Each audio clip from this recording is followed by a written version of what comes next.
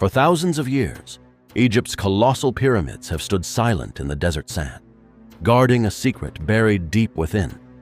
The story of this great civilization remained a mystery for centuries, until July 19, 1799, when a French soldier stumbled upon a massive black stone just 35 miles east of Alexandria.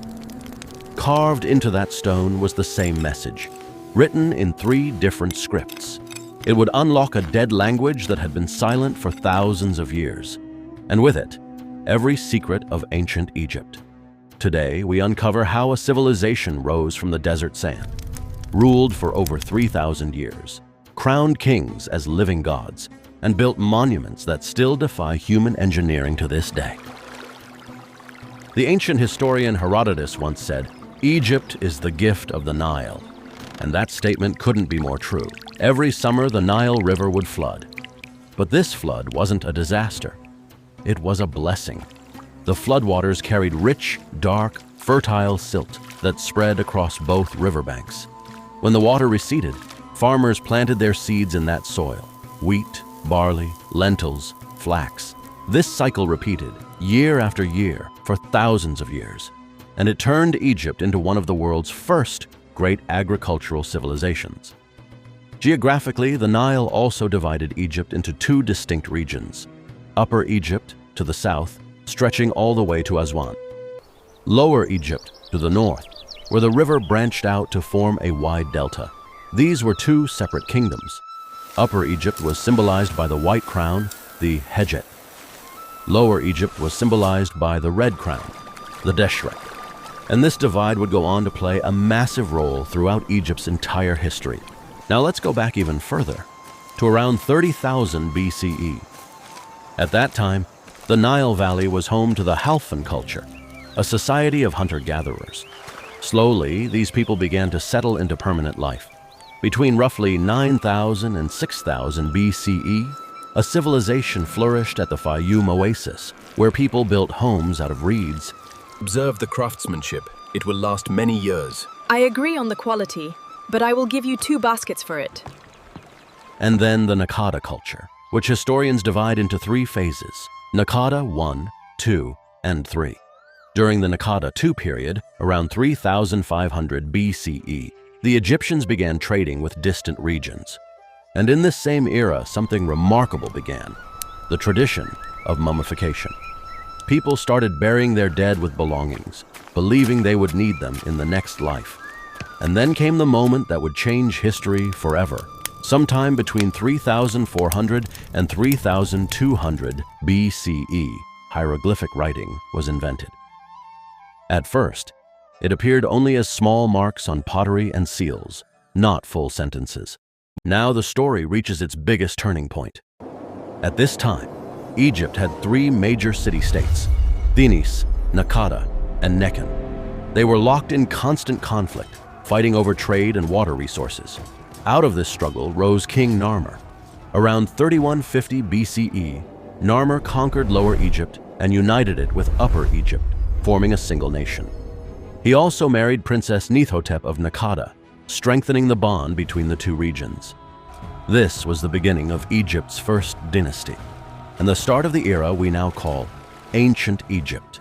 From this point on, the pharaoh was known as the ruler of the 2 lands, and he wore a special double crown, the Shent, combining the symbols of both kingdoms into one. After Narmer, powerful pharaohs ruled one after another.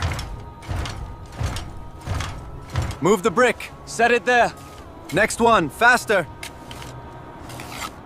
Next came Jer, then Jet, who married Queen Mernith. After his death, Mernith took power, Egypt's first recorded female ruler.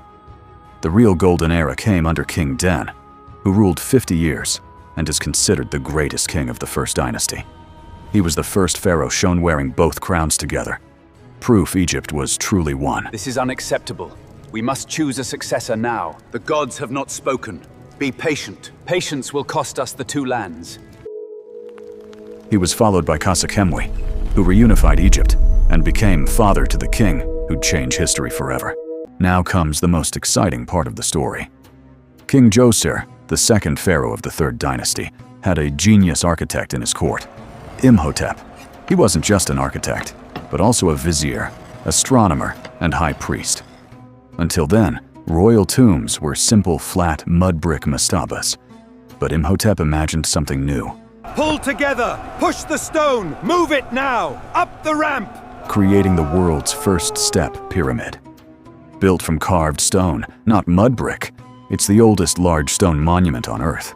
At 62 meters tall, it was the tallest structure of its time. To protect the king from tomb raiders, the real burial chamber was hidden in an underground maze. But it was looted anyway. Only 1 foot of Djoser's body was ever found. Imhotep was so revered that centuries later, he was deified, worshipped in both Egypt and Greece as the god of medicine. After Djoser's step pyramid came the true golden age of pyramid building, what we now call the Old Kingdom, or the Age of the Pyramid. The angle here must be precise. Khufu's vision demands stability. We have adjusted the slope, Your Majesty. He first attempted a pyramid at Midum, but a design flaw left its outer casing resting on sand instead of rock, and it eventually collapsed. Today, it's known as the False Pyramid. But Sneferu didn't give up. He built 2 more pyramids at Dashur, and finally perfected the technique. Then came the era the whole world knows today. Sneferu's successors, Khufu, Khafra, and Menkaure, built what we now call the Great Pyramids of Giza, along with the mysterious Sphinx, building these massive monuments. The grain stores in the southern district are down by 10%. Down by 10%, my lord. I shall record it. And an efficient bureaucracy. Below the king stood a vizier, much like a modern prime minister, overseeing taxes, construction, and administration. This is why Egypt became more than just a civilization. It became one of the most organized and efficient ancient systems in history. For the ancient Egyptians, death wasn't an end, it was the beginning of a new journey. They believed that without proper burial rites and mummification, no one could be reborn in the afterlife. Interestingly, Egyptians also believed you had to be buried on Egyptian soil to reach the afterlife. If someone died abroad, their family went to great lengths to bring the body home for proper burial. The pyramid texts found in the tomb of Unas, the last king of the 5th dynasty, are sacred writings carved into tomb walls, and they remain our richest source of insight into Egyptian religious belief. Society itself was structured like a pyramid. The king at the top, believed to be granted ownership of all Egypt by the gods, followed by the educated official class, and at the base, the common laborers and farmers. From a small desert stone to pyramids that touch the sky, this is the story of a civilization born on the banks of the Nile.